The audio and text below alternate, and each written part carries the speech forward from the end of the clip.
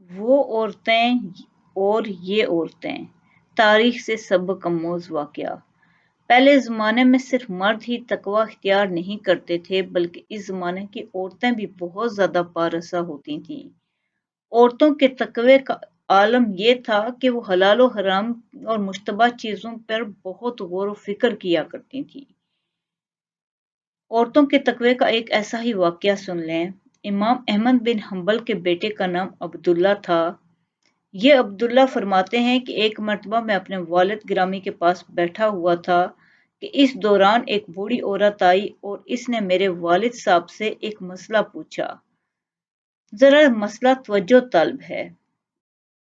مسئلہ کچھ یہ تھا کہ میں ایک رات چھت کے اوپر بیٹھ کر روئی کاٹ رہی تھی۔ حکومت وقت کی پولیس کا داروغہ گلی میں سے گزرا۔ اس کے ساتھ روشنی کا بہت بڑا انتظام تھا۔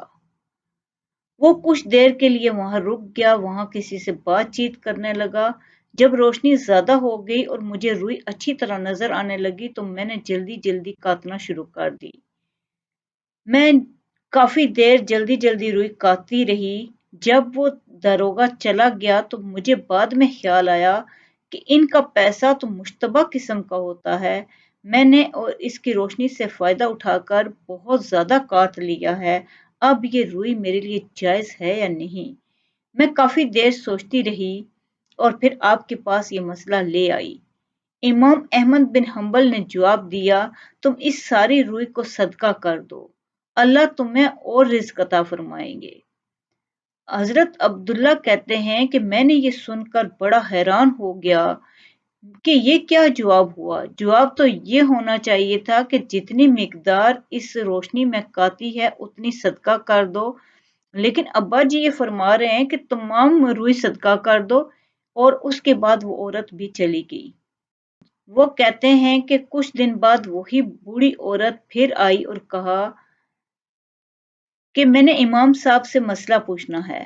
چنانچہ وہ ان کے پاس گئی اور مسئلہ پوچھنے لگی کہ رات کو میں چراغ کی روشنی میں روئی کاٹتی ہوں تو کبھی چراغ کا تیل ختم ہو جاتا ہے تو چاند کی روشنی میں کاٹنے بیٹھ جاتی ہوں۔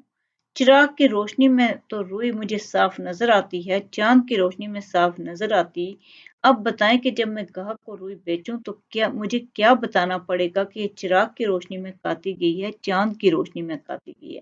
امام صاحب نے فرمایا تمہیں بتانا پڑے گا۔ اس کے بعد دعا دے کر وہ چلی گئی۔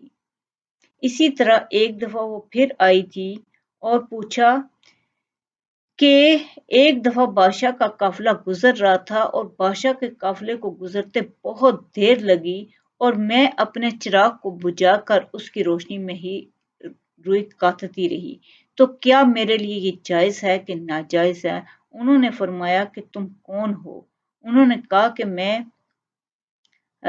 سائل ہوں اور سائل سے یہ پوچھا نہیں جاتا کہ تم کون ہو، اس کا مسئلہ بتایا جاتا ہے۔ تو انہوں نے کہا کہ مسئلہ سائل کے مطابق بھی ہوتا ہے، پھر بھی یہ تمہارے لیے ناجائز ہے کہ تم نے بادشاہ کے چراغوں کی روشنی میں روئی کاٹی۔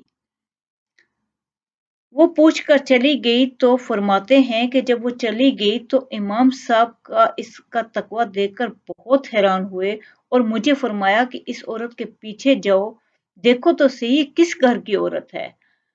حضرت عبداللہ فرماتے ہیں کہ جب میں پیچھے گیا تو وہ بشر حافی کے گھر میں داخل ہوئی۔ معلوم کرنے پر پتہ چلا کہ یہ بشر حافی کی بہن تھی، جس کو اللہ نے اتنا تقوی بھرا انداز عطا کیا تھا، ان کی زندگی اتنی تقوی بھری تھی کہ وہ ان مشتبہ چیزوں کے معاملات کو بھی بہت بنظر عمیق لیتی تھیں۔